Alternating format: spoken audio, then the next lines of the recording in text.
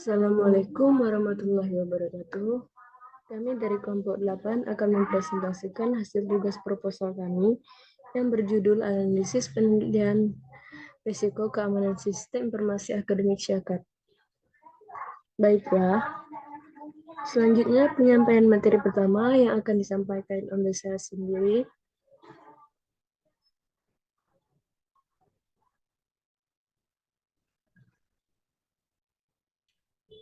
Pemanfaatan teknologi informasi TI saat ini sudah menjadi bagian penting dan diperlukan hampir seluruh kalangan bisnis dan berlaku juga untuk sebuah institusi perguruan tinggi.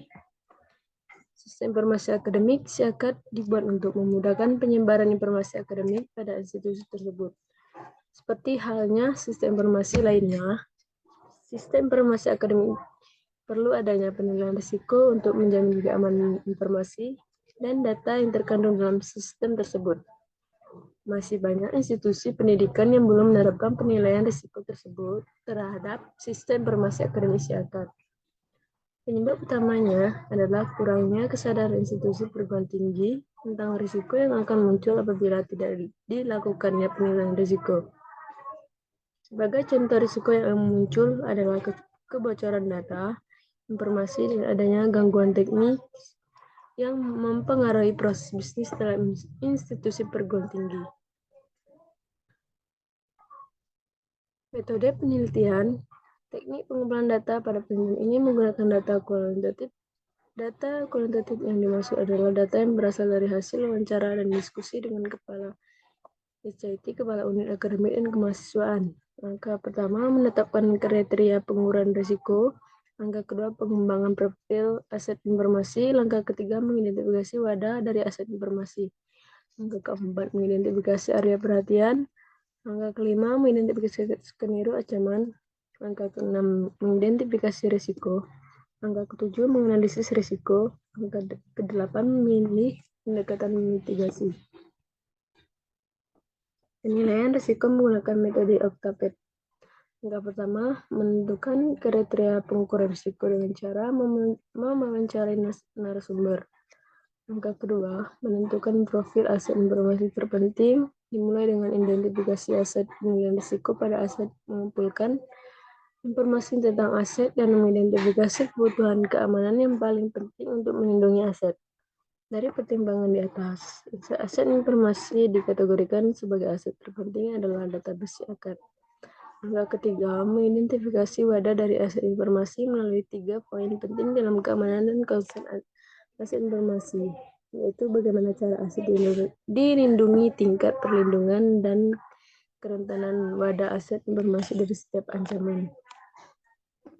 Baiklah, itulah pemaparan materi dari saya yang akan dilanjutkan oleh Qurratul Aini. Selanjutnya yaitu langkah keempat, yaitu mengidentifikasi area yang perlu diperhatikan dengan meninjau setiap wadah untuk menentukan area yang berpotensi menjadi perhatian. Langkah kelima yaitu mengidentifikasi skenario ancaman. Hal ini dilakukan untuk mengidentifikasi setiap ancaman yang mungkin terjadi. Langkah keenam, mengidentifikasi risiko dan menurunkan skenario ancaman yang telah didokumentasikan dan dapat mempengaruhi institusi. Selanjutnya langkah ketujuh yaitu menganalisis risiko berdasarkan perhitungan nilai ancaman. Dan terakhir yaitu langkah ke-8 yaitu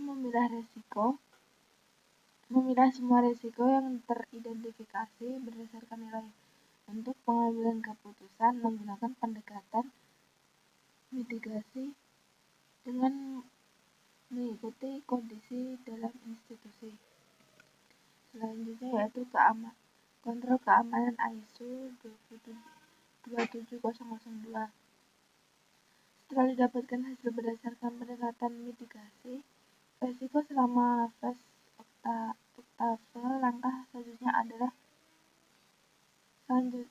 dengan klausul ISO 27002 yang terdiri dari klausul 8 sasarannya yaitu keamanan sumber daya manusia, klausul 9 sasarannya yaitu keamanan fisik dan lingkungan, Klausul 11 yaitu sasarannya yaitu kontrol akses.